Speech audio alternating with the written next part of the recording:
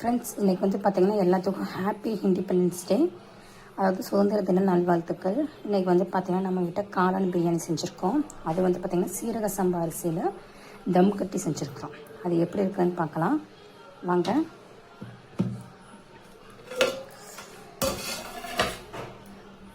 எப்படி பார்த்திங்கன்னா இப்போ தான் நம்ம சாப்பாடு செஞ்சு இறக்கியிருக்கோம்.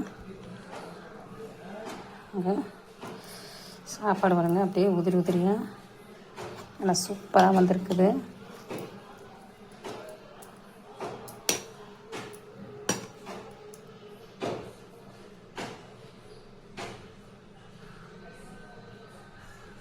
அப்படி பாருங்கள்,